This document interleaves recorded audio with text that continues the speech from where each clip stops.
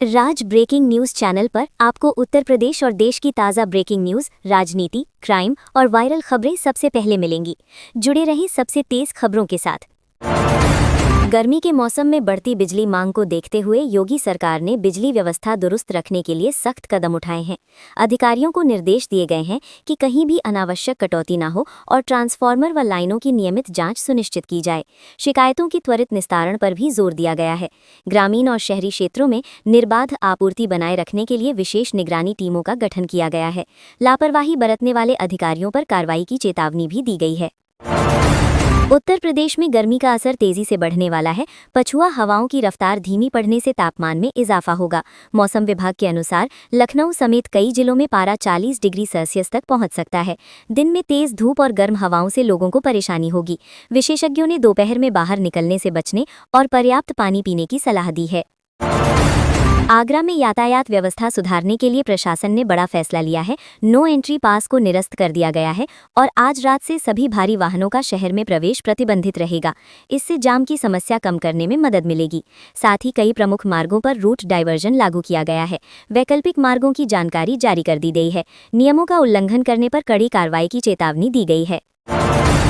प्रयागराज में नकली नोट छापने के मामले में फरार समाजवादी पार्टी नेता पर पुलिस ने शिकंजा कस दिया है। आरोपी की गिरफ्तारी न होने पर अब उसकी संपत्ति कुर्क करने की प्रक्रिया शुरू की गई है। पुलिस ने अदालत में अर्जी दाखिल कर कार्रवाई की अनुमति मांगी है। लंबे समय से फरार चल रहे आरोपी पर इनाम भी घोषित है। अधिकारियों का कहना है कि जल्द ही कानूनी प्रक्रिया पूरी कर संपत्ति कुर्क की जाएगी। उत्तर प्रदेश के डिप्टी सीएम केशव प्रसाद मौर्य ने शिक्षकों से सरकारी स्कूलों पर जनता का भरोसा बढ़ाने की अपील की है। उन्होंने कहा कि शिक्षकों की जिम्मेदारी है कि वे गुणवत्तापूर्ण शिक्षा देकर स्कूलों की छवि सुधारें। मौर्य ने नियमित उपस्थिति, बेहतर पढ़ाई और अनुशासन पर जोर दिया। साथ ही अभिभावकों से संवाद बढ़ाने और बच्चों के सर्वांगीण विकास पर ध्यान देने की बात कही, ताकि सरकारी स्कूल निजी स्कूलों से प्रतिस्पर्धा कर सकें। किडनी कांड में पुलिस को बड़ी सफलता मिली है। मुख्य आरोपी रोहित को गिरफ्तार कर लिया गया है, जिस पर 25,000 रुपये का इनाम घोषित था। जांच में खुलासा हुआ कि वो एनेस्थीसिया स्पेशलिस्ट नहीं बल्कि सिर्फ इंटर पास है। वो फर्जी तरीके से खुद को डॉक्टर बताकर लोगों को गुमराह करता था। पुलिस अब गिरोह के अन्य सदस्यों की तलाश में जुटी है। बांके बिहारी मंदिर में सेवायतों पर परंपराओं की अनदेखी के आरोप लगे हैं। शयन भोग सेवा के दौरान इस बार फूल बंगला नहीं सजाया गया, जिससे श्रद्धालुओं में नाराजगी है। भक्तों का कहना है कि मंदिर की पुरानी परंपराओं का पालन नहीं हो रहा है। इस मामले को लेकर मंदिर प्रबंधन पर सवाल उठ रहे हैं। श्रद्धालुओं ने व्यवस्था में सुधार और परंपराओं के सही निर्वहन की मांग की है।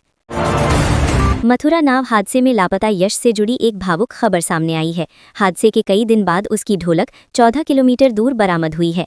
बेटे की याद में पिता का दर्द छलक पड़ा। उन्होंने कहा कि अब कान बेटे की आवाज़ सुनने को तरस गए हैं। परिवार गहरे सदमे में है और अब भी यश के मिलने की उम्मीद लगाए बैठा है। उत्तर प्रदेश लोक सेवा आयोग की एई 2024 भर्ती का परिणाम जारी होने में देरी से अभ्यर्थियों में नाराजगी बढ़ गई है।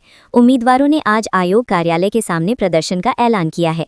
उनका कहना है कि लंबे समय से रिजल्ट का इंतजार कराया जा रहा है, जिससे भविष्य प्रभावित हो रहा है।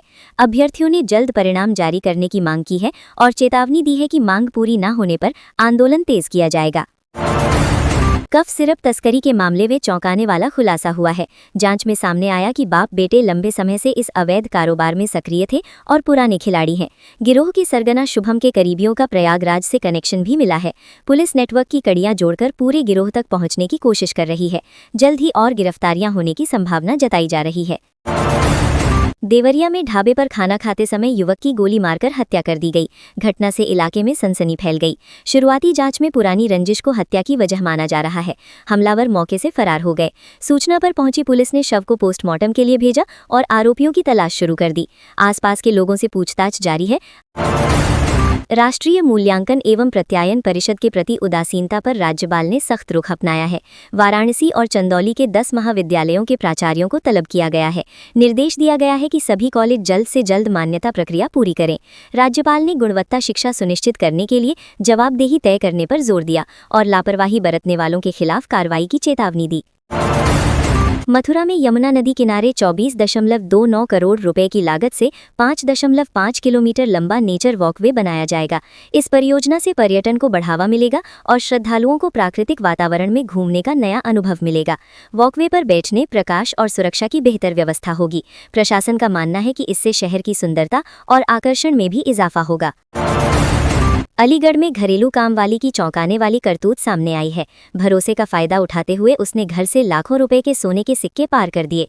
घटना का खुलासा तब हुआ जब मालिकों ने सामान गायब देखा और जांच की।